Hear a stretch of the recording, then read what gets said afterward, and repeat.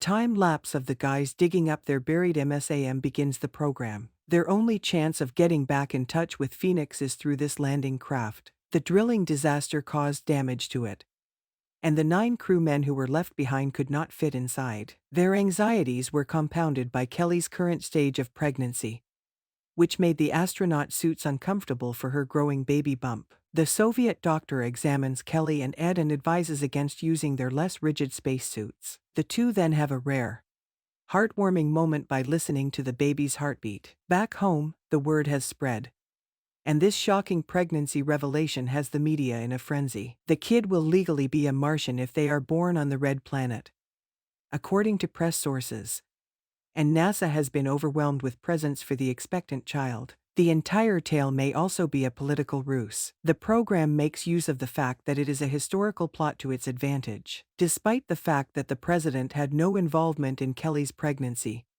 she is anxious for any kind of distraction. The government is learning about Larry's affair.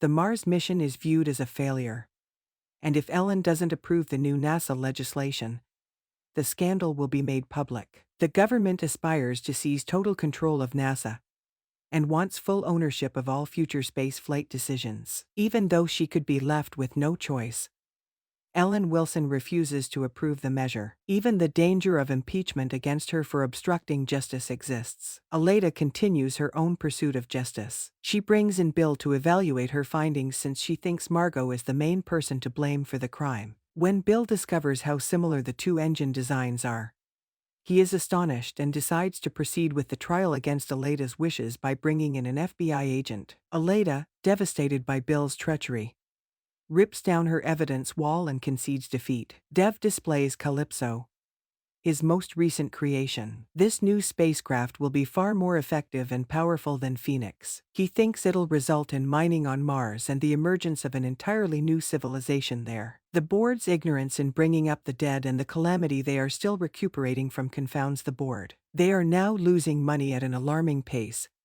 and are quite susceptible to legal action. Later, the board elects to fire Dev and appoint Karen as CEO. Her most recent plan, which involves selling the Phoenix spacecraft to NASA, has won them over. NASA is working round the clock to plan a route for the crew members to get back home. They dispatched a crew to investigate after discovering a North Korean docking system not far from Happy Valley. The drilling report, which places a large share of the blame for the disaster on Nick Corrado, is also sent to the crew. Once again, Danny has evaded the penalties and is not being charged in connection with Nick's passing. He appears incensed by the injustice of it all, yet he won't admit blame by taking responsibility for his errors. In the climactic moments of the episode, Larry chooses to publicly admit his affair. He sees it as a last-ditch effort to keep Ellen in office. The truth is going to be revealed, and a press conference has been scheduled. Ellen intervenes, however,